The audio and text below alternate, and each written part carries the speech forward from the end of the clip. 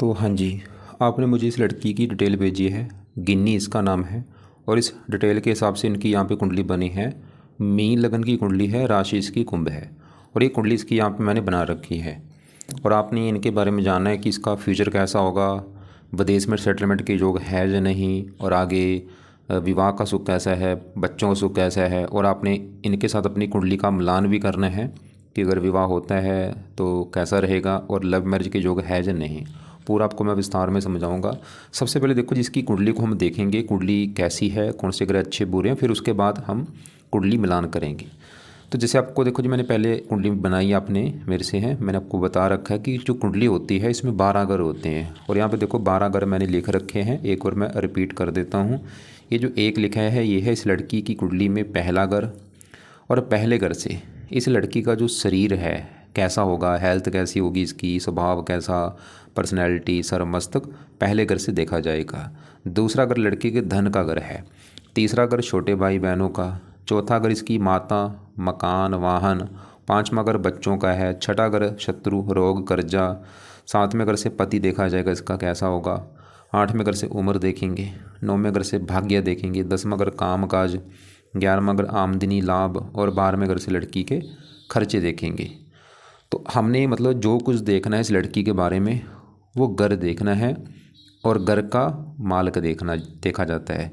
जैसे मान लो इस लड़की जो लड़की है गिन्नी, इसके मान लो हमने बच्चों के बारे में जानना है, तो बच्चों का घर कौन सा है, पाँचवा घर। तो पाँचवें घर से इसके बच्चे देखेंगे। और पाँचवें घर में नंबर लिखा है 4। 4 है कर्क राशि, मालक है चंद्रमा। तो बच्चों के लिए हमें चंद्रमा को देखना पड़ेगा कि चंद्रमा अच्छा है या बुरा है। तो ऐसे जो भी कुछ देखना है वो घर देखना है और घर का मालिक देखा जाता है। अब यहाँ पर देखो जी, सवाल ये है कि लड़की की कुंडली है कैसी। इसकी देखो जी, कुंडली में ग्रह मुझे अच्छे भी लगे हैं, कुछ ग्रह खराब हैं, कुछ ग्रह ऐसे हैं जो कि बहुत ज़्यादा खराब हैं। अब इसकी कुंडली में सबसे ज़्यादा ग्रह जो मुझे ख़राब लगा है वो है राहु ग्रह। और बाकी केतु भी थोड़े से ख़राब फल देगा। राहु खासकर ज़्यादा ख़राब है। और चंद्रमा की बात करूँ ये भी थोड़ा सा ख़राब है।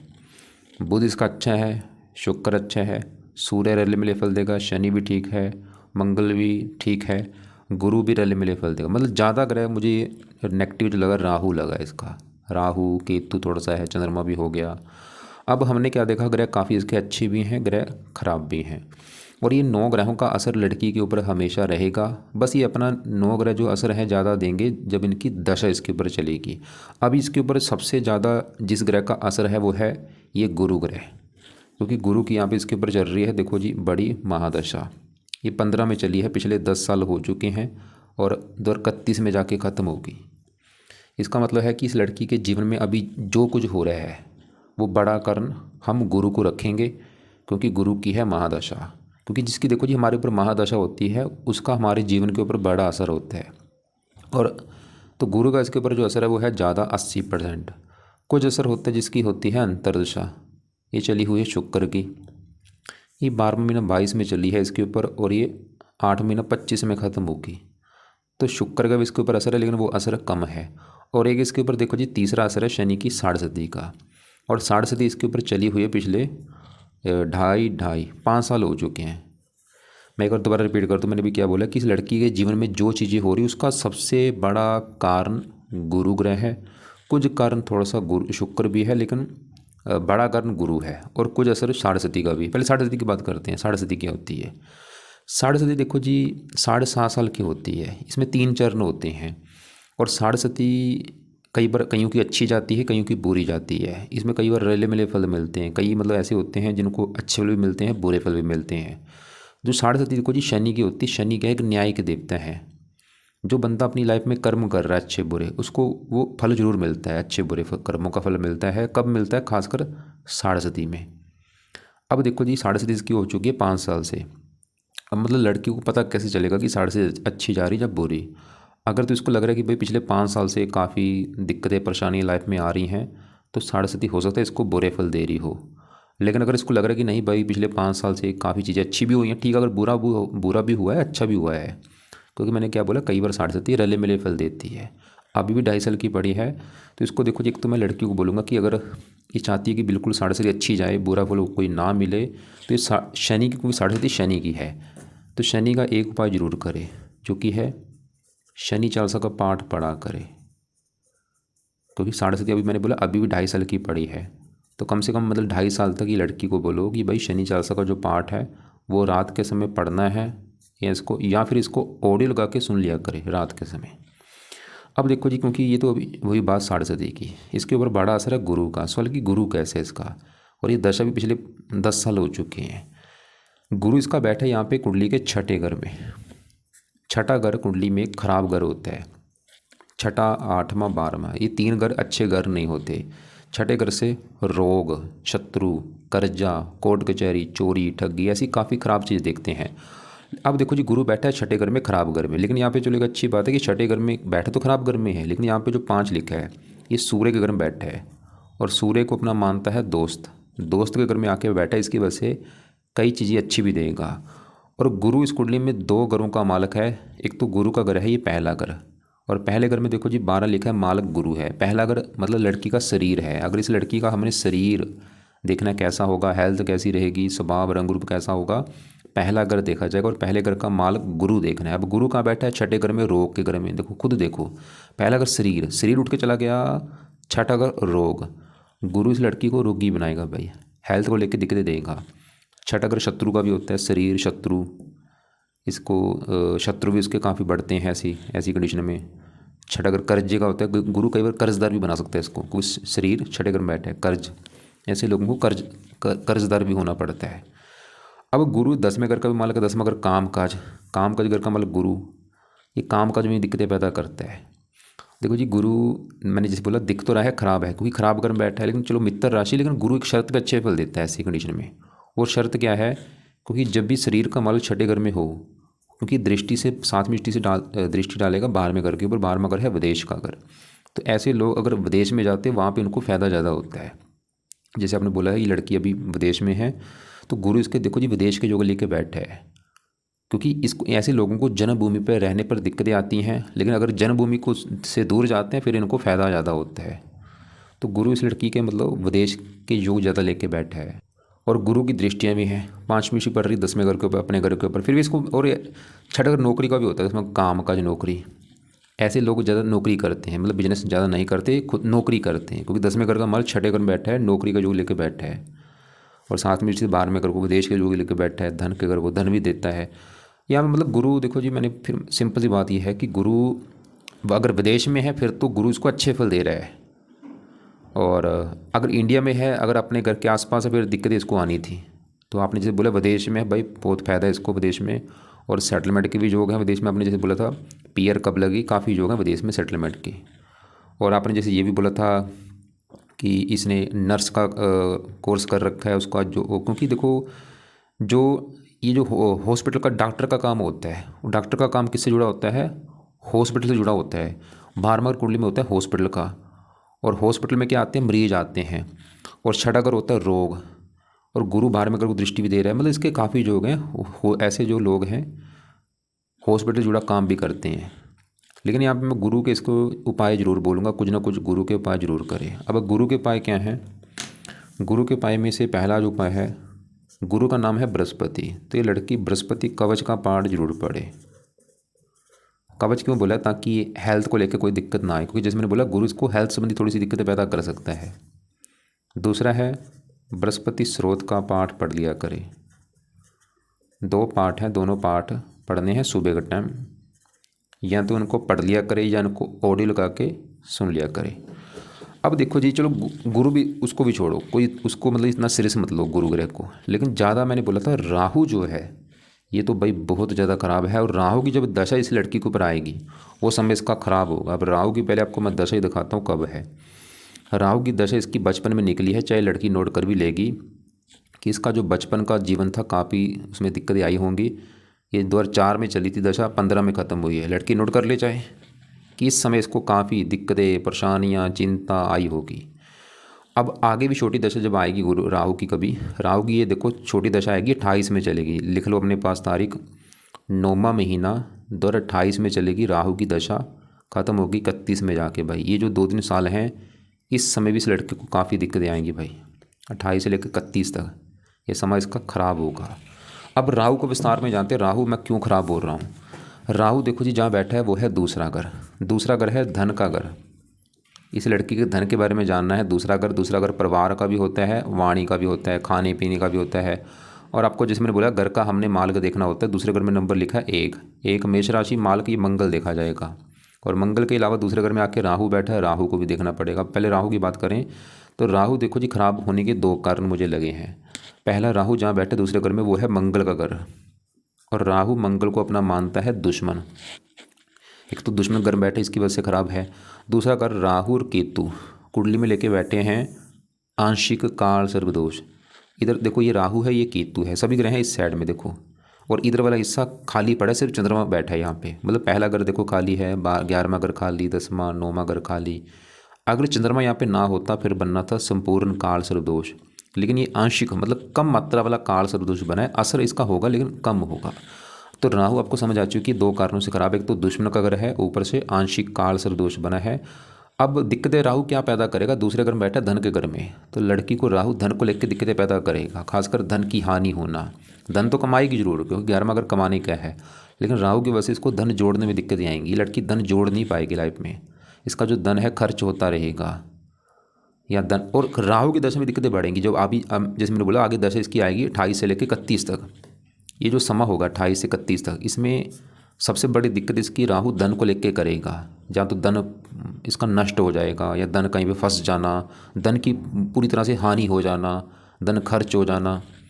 राहु धन जुड़ने नहीं देता ऐसे लोगों को। दूसरा अगर परिवार का होता है, परिवार संबंधी दिक्कतें पैदा करता है, परिवार से दूर जाना या परिवार से बनती नहीं।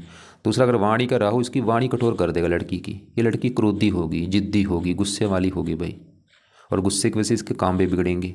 खासकर राहु की दशा में इसका गुस्सा बढ़ जाएगा। 3 दृष्टियां हैं, 5वीं दृष्टि पड़ेगी छठे घर के ऊपर, यहाँ पे शत्रु राशि है। राहु की दशा में हेल्थ भी खराब होगी, शत्रु परेशान करेंगे, कर्जा बढ़ सकता है राहु की दशा में। ये लड़की कर्जदार हो सकती है। 7वीं पड़ेगी 8वें घर के ऊपर, स्ट्रगल बढ़ जाएगा। राहु की दृष्टि पड़ेगी 9वीं दृष्टि पड़ेगी 10वें घर के ऊपर, यहाँ पे है नीच राशि। तो राहु 10वें घर को खराब करेगा। आज भी खराब कर रहा है भाई 10वां घर काम काज का। अगर इसके काम काज में दिक्कतें आती हैं कहीं ना कहीं कारण राहु भी है। लेकिन राहु की दशा में जो 28 से 31 तक चलेगी उसमें तो काम काज इसका होता है नौकरी छूट जाए। तो राहु के उपाय बहुत ज़रूरी हैं भाई। अभी भी उपाय एक दो करे, लेकिन राहु की जो दशा आगे आनी है 28 से 31 तक, उसमें उपाय ज़्यादा करने हैं। तो अभी भी जो उपाय करने हैं, क्या क्या उपाय हैं अभी देखो जी। चलो एक दो मैं इसको उपाय बता देता हूँ, जिसमें से पहला राहु का उपाय है राहु कवच का पाठ पढ़ा करें। क्योंकि ऐसा नहीं कि इसके ऊपर आज असर नहीं है, आज भी असर है। आज इतना है, थोड़ा सा है, दशा में असर है, ये बढ़ जाएगा। आज भी अगर इसको धन को लेकर दिक्कत आती रहती है राहु की वजह से है, काम काज में दिक्कत आती है राहु की वजह से है, गुस्सा आता है राहु की वजह से है, तो राहु कवच का पाठ ये लड़की पढ़ा करे। रात के समय या शाम के समय इसको बोल दो कि भाई पाठ पढ़ना है या सुनना है। और दूसरा है राहु की वस्तुओं का दान करे। दान तो जितना हो सकता है किया करे, दान ही इसको शांत करेगा, पावर इसकी कम कर देगा राहु की। तीसरा उपाय है राहु के लिए शिव जी या हनुमान जी, इनमें से किसी की पूजा उपासना जरूर करें। अब देखो जी, ये तो ये राहु की बात, क्योंकि मैंने बोला था राहु केतु कुंडली में लेके बैठे हैं आंशिक काल सर्वदोष। मतलब राहु दूसरे घर को खराब कर रहा है और केतु करेगा 8वें घर को खराब। अब केतु भी खराब होने का कारण एक तो 8वां घर ऊपर से आंशिक काल सर्वदोष बना है, और तीसरा कारण ये राहु के नक्षत्र में बैठा है। अब केतु क्या दिक्कतें पैदा करेगा, केतु 8वें घर में बैठ के इस लड़की की हेल्थ ख़राब कर देगा, बीमार कर देगा इसको। अब बीमार कब करेगा, ये छोटी दशा पीछे निकली है, आप चेक नोट कर लेना इसको। इसमें काफ़ी हेल्थ को लेकर दिक्कतें आई होंगी। कब, जनवरी 22 में चली थी दशा, और 12वां महीना 22 में। ये जो 1 साल की दशा थी, इस समय इस लड़की को हेल्थ संबंधी दिक्कतें जरूर आई होंगी। या जब इसकी बड़ी दशा चलेगी, आगे आएगी 67 में चलेगी बड़ी दशा। तो केतु के लिए लड़की क्या करे, केतु का खाली दान कर दिया करे।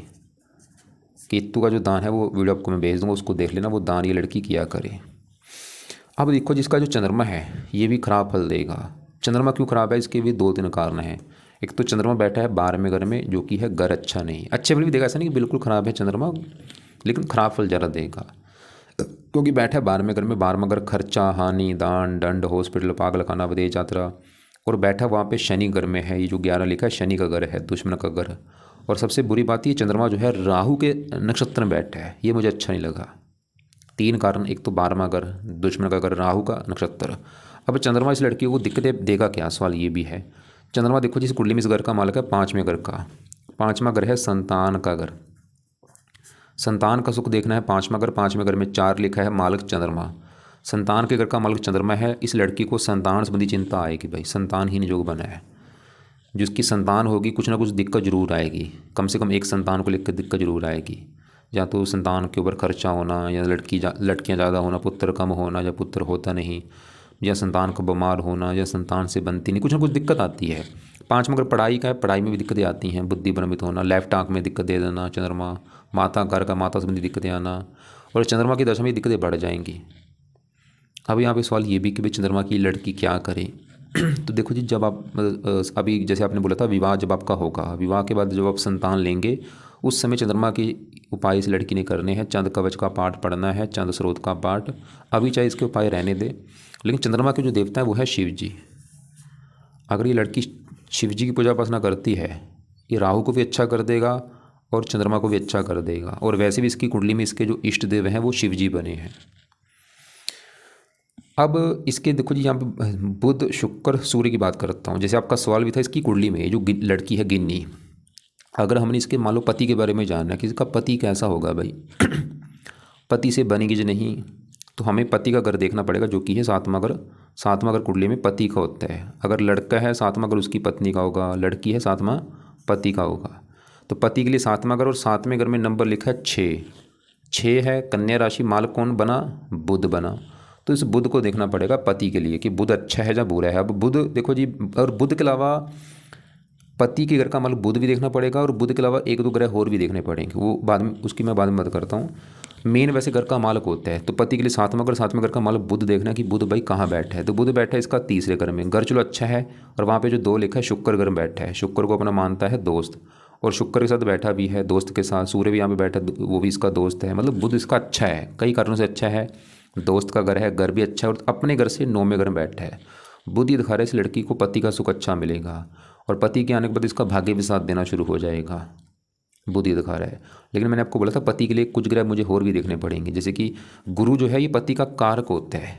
लड़कियां जो होती हैं उनका गुरु पति का कारक होता है, और ये बैठा 6ठे घर में, रोग शत्रु, मतलब गुरु थोड़ा सा पति से मनमुटाव कराएगा, हल्का सा, ज़्यादा नहीं, थोड़ा बहुत। और 7वें घर के ऊपर पति घर के ऊपर दृष्टि पड़ रही है मंगल की, चौथी दृष्टि। मंगल कुंडली में मंगल दोष लेके बैठा है, 7वें घर को देख रहा है। मंगल दोष की वजह से 2 चीज़ें होंगी, एक तो विवाह में देरी होगी थोड़ी सी, और पति के साथ मनमुटाव भी इसका होगा हल्का सा। तो पति के लिए मैंने बोला था एक शुक्र भी देखा जाता है, शुक्र इसका अपने घर में बैठा है। मतलब इसको अगर देखा जाए कि पति का सुख है या नहीं, तो भाई 7वें घर का मालिक बुध अच्छा है, वो ही दिखा रहा है कि पति का सुख अच्छा है। शुक्र विवाह का कारक, वो भी अपने घर में बैठा है, वो भी ठीक है। बस थोड़ा सा मंगल दोष है, उसकी वजह से हल्का सा मनमुटाव होना, और गुरु की वजह से मतलब थोड़ा बहुत होगा, ज़्यादा नहीं मैं मानूंगा। मतलब फिर भी कुंडली में विवाह का सुख अच्छा। लेकिन देखो जी, विवाह के लिए कुंडली मिलान होती है। अब कुंडली मैंने दोनों की मिलान की है। अब क्या निकला है, टोटल होते हैं 36 गुण होते हैं, और गुण होने चाहिए 18 गुण कम से कम। 36 में से अगर 18 से कम गुण है विवाह नहीं होता। अब आपके देखो 36 में से 18 में से कितने गुण आ रहे हैं, 36 में से मतलब जो गुण आ रहे हैं वो आ रहे हैं 29 गुण आ रहे हैं। बहुत अच्छी बात है, मतलब गुण बहुत अच्छे आ रहे हैं, 29 गुण आ रहे हैं। एक होता है नाड़ी दोष देखा जाता है, वो है या नहीं, वो भी नहीं बना कुंडली में, चलो वो भी बहुत अच्छी बात है। एक होता है एक का दोनों में या तो मंगल दोष हो या ना हो। अब इस लड़की की कुंडली में मंगल दोष बना है, लड़का जो है उसकी कुंडली में मंगल दोष नहीं बना। वैसे कुछ कंडीशन है जहाँ पे मंगल दोष भंग हो रहा है, वो भी मतलब चलो ठीक है। अब इस लड़की का 7वें घर का मालक, क्योंकि मेन होता है घर का मालक देखना, तो 7वें घर का लड़की का जो घर का मालक बुध हमने देखा, वो की जो कि बहुत अच्छा लगा है, और ये दिखा रहा है कि विवाह का सुख अच्छा मिलेगा। एक निवास कुंडली भी होती है विवाह के लिए, 7वें घर का मालक शुक्र, ठीक है, मंगल थोड़ा सा ही है। लेकिन देखो जी, अब लड़के जो उसकी मैं कुंडली देखता हूँ, क्योंकि उसका भी 7वां घर देखना पड़ेगा मुझे। जैसे कि आपने ये बोला आपका नाम है अमन, इसके साथ मैच करना है।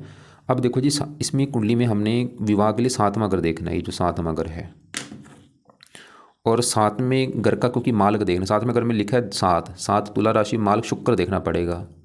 ये जो लड़का है इसका 7वें घर का मालक शुक्र को देख के डिसाइड होगा पत्नी के बारे में। अब इसका 7वें घर का शुक्र कहाँ बैठा है, यहाँ पे बैठा है इस 8वें घर में, और ये मतलब बुरी बात है क्योंकि खराब घर में बैठा है, और यहाँ पे बैठा भी मंगल घर में है। ये बना है विवाह भंग योग बना है, मतलब शुक्र ही दिखा रहा है इस लड़की, ये जो लड़का है अमन, इसको विवाह संबंधी दिक्कतें आएंगी। और वो विवाह संबंधी दिक्कतें क्या होंगी, एक तो विवाह में देरी होना, और विवाह अगर हो भी जाता है तो पत्नी से मनमुटाव होना या पत्नी का बीमार होना, ऐसी दिक्कतें कुछ आएंगी थोड़ी बहुत ही।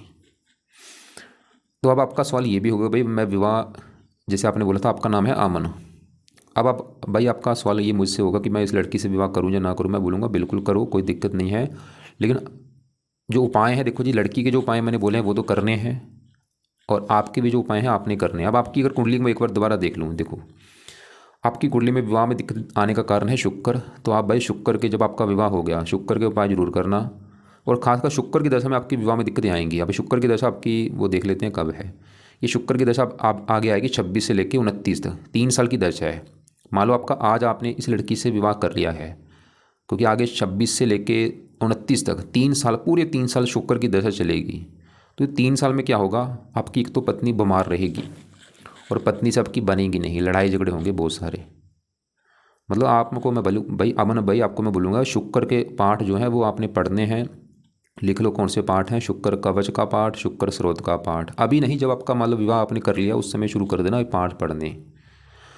बाकी आपकी कुंडली में, अगर आपकी कुंडली की मैं वैसे बात करूं, तो आपके ऊपर देखो जी दशा चल रही है राहु की बड़ी। 14 में चली थी, 32 में ख़त्म होगी राहु की दशा। और छोटी दशा चल रही केतु की, जनवरी 25 में अभी चली है, पिछले 3 महीने से। और ये अगले साल 26 में ख़त्म होगी। अब राहु केतु का आपके ऊपर असर है ज़्यादा। और बुरी बात क्या है कि आपके राहु केतु दोनों ही मुझे बहुत बड़े लेवल पे ख़राब लगे हैं। क्यों? क्योंकि दोनों नीच के बैठे हैं भाई। मतलब आपको मैं बोलूँगा, आपका जो अभी समय चल रहा है बहुत ज़्यादा ख़राब समय चल रहा है आपका। राहु नीच का बैठा है, केतु नीच का बैठा है। आपको मैं एडवाइस दूंगा भाई, राहु केतु के दोनों के उपाय करो। क्या उपाय है? राहु के पहले उपाय लिख लो। पहला राहु का उपाय है राहु कवच का पाठ पढ़ा करो। दूसरा राहु स्रोत का पाठ पढ़ो। तीसरा राहु का दान करो। और केतु के लिए भी 2 पाठ हैं, केतु कवच, केतु स्रोत के पाठ और केतु का दान, ये उपाय करो। राहु का आपने बोला था आप मंत्र करते हैं, राहु का मंत्र छोड़ दो, केतु का मंत्र छोड़ दो। बस ये उपाय, दोनों के जो पाठ हैं सुबह शाम ये पाठ पढ़ लो या सुन लिया करो, और दोनों के दान किया करो। और आपका गुरु 5 में अगर बैठा है, अपने मित्र की राशि में बैठा है, पुत्र के योग लेके बैठा है आपका ये। इसकी कुंडली में संतान के घर का मतलब चंद्रमा मुझे खराब लगा है। वो ये दिखा रहा था कि संतान संबंधी दिक्कत आएगी, लेकिन आपकी कुंडली में संतान का सुख अच्छा दिख रहा है। संतान घर का मतलब सूर्य भी चलो ठीक ठाक है। अब इसकी कुंडली का दोबारा मैं निचोड़ निकालूँ भाई, इस लड़की को मैं बोलूँगा एक तो आप गुरु के उपाय करो, क्योंकि गुरु का आपका है बड़ा असर आपके ऊपर। जब तक ये दशा है आप गुरु का बृहस्पति कवच, बृहस्पति स्रोत दोनों पाठ सुबह के टाइम पढ़ा करो या सुना करो, ताकि आपकी हेल्थ अच्छी रहे, आपका काम काज और अच्छा चले, आपको विदेश में ज़्यादा सफलता मिले, पीआर आपकी हो जाए। और एक आपने करना है, आपकी चल रही 7.5, अभी 2.5 साल की बढ़ी है, तो 2.5 साल तक आप शनि चल सको पाठ रात को पढ़ना है या सुनना है। और आपकी कुंडली में क्योंकि सबसे ज़्यादा खराब है राहु, और आगे राहु की दशा भी आनी है 28 से लेकर 31 तक की जो दशा आपकी है वो समय दिक्कतें बढ़ेंगी आपकी। तो आप राहु के उस समय तो चलो उपाय ज़्यादा करना, लेकिन अभी भी राहु के आप 3 उपाय कर लो। पहला उपाय है राहु कवच का पाठ पढ़ना है या सुनना है रात के समय, 2 मिनट का पाठ है। और राहु का दान शुरू कर दो करना। और राहु के लिए हो सके तो शिव जी या हनुमान जी की पूजा उपासना कर लो। और संतान लेते समय इस लड़की ने, गिन्नी ने, क्योंकि संतान के घर का मतलब चंद्रमा है खराब, तो चंद्रमा के 2 पाठ पढ़ने हैं, चंद कवच चंद स्रोत। अभी नहीं, जब संतान लेगी उस समय पढ़ने हैं। और बाकी अभी चंद्रमा के लिए अगर कर सकती है वो है शिव जी की पूजा उपासना करती है तो चंद्रमा भी इसका अच्छा होगा, क्योंकि चंद्रमा के देवता हैं शिव जी। और वैसे भी इसकी कुंडली में इसके जो इष्ट देव हैं वो शिव जी मैंने बोले हैं। बाकी केतु का लिए मैंने बोला है कुत्तों को रोटी डाल दे, या केतु का जो और दान है वो दान की वीडियो ये देख ले। मतलब इसने राहु का दान करना है और केतु का दान। और आपको भी भाई राहु केतु के दान बोले हैं, इनको भी मैं राहु केतु के दान बोलूँगा। और इसका बाकी बुध अच्छा है, पति घर का मतलब शुक्र भी अच्छा अपने घर में बैठा है, सूर्य भी ठीक ठाक है। और यहाँ पे चौथे घर में शनि बैठा, बुध की राशि है, ये भी इसको मकान वन के लिए अच्छा है। मंगल भाग्यश है, भाग्यवंशी मकान वन का सुख अच्छा मिलेगा, धन। तो बाकी देखो जी, अब एक बार इसके द्वारा मैं सवाल देख लेता हूँ। जैसे आपने बोला था, एक तो बोला कि लड़की है ऑस्ट्रेलिया में, वहाँ पे इसका परमानेंट, विदेश में तो देखो जी काफ़ी जो होंगे इसके, और डॉक्टर की स्टडी कर रही है। हाँ, इसके देखो जी डॉक्टर बनने के काफ़ी योग हैं। डॉक्टर का जो सूर्य जो है डॉक्टर का कारक होता है, जिसमें बोला 12 में अगर हॉस्पिटल का है, 5 में अगर पढ़ाई, विदेश के डॉक्टर, विदेश के और भी काफ़ी योग हैं। गुरु भी योग बना के बैठा, चंद्रमा भी कुछ योग लेकर बैठे है। प्रेम विवाह के योग भी हैं, क्योंकि बुध विवाह के घर का हमारा शुक्र के साथ बैठा है, शुक्र प्रेम का कारक है। बाकी जो दशा के जो अभी इसकी दशा, बड़ी दशा गुरु की है, छोटी दशा शुक्र की है, लेकिन मैंने बोला जो राहु की दशा इसकी आएगी लड़की की, वो समय इसका ख़राब होगा भाई। उस समय आप ये तारीख लिख लेना 28 से लेकर 31 तक। और आपकी जो कुंडली है, आपकी कुंडली में अभी मैंने बोला राहु की बड़ी दशा, केतु की दशा, मतलब आपका अभी समय अच्छा नहीं चल रहा। बड़ी दशा राहु की चल रही पिछले कई साल से, और अभी पिछले 3 महीने से केतु की दशा आपकी शुरू हो चुकी है। दोनों नीच के बैठे हैं, तो दोनों के जो पाठ है वो पढ़ा करो। राहु के लिए आप शिव जी या हनुमान जी की पूजा उपासना कर सकते हो। केतु के लिए आप गणेश जी की पूजा उपासना कर सकते हो। नहीं कर सकते जहाँ इनके पाठ जरूर पढ़ो। राहु कवच राहु स्रोत, और केतु कवच केतु स्रोत, ये जरूर पाठ सुबह शाम पढ़ लो आप। इसके अलावा आप ऐसा करना, अगर आपको लग रहा है कि अभी भी आपने कुछ पूछना है, कुछ बात समझ नहीं लग रही, मुझे कॉल करके आप पूछ लेना। और रत्न की अगर बात करो, रत्न देखो जी, गुरु पुखराज ये धारण नहीं कर सकती, गोमद नहीं करना, मोती नहीं करना, मैं इसको बोलूँगा कोई रत्न धारण नहीं करना। हाँ, पन्ना ये धारण कर सकती है, उससे पति का सुख और बढ़ेगा, मकान वन का सुख बढ़ेगा। पन्ना ये लेफ्ट हैंड की इस छोटी उंगली में धारण कर सकती है, चांदी में जड़वा के। शुक्ल पक्ष के पहले बुधवार को सुबह के टाइम, सुबह 7:15 बजे पन्ना धारण कर सकती है। हरे कपड़े ज़्यादा पहना करे, नीले कपड़े कम यूज़ करे। और आपको भी बोलूँगा भाई, नीले कपड़े आप कम यूज़ किया करो, क्योंकि राहु का रंग है नीला। आपकी दशा जैसे राहु की है, तो आप भी राहु का रंग कम यूज़ करो। मीट अंडे खाने से बचो, इस लड़की को भी बोल दो मीट अंडे से बचे, क्योंकि इससे ग्रह ज़्यादा ख़राब होते हैं।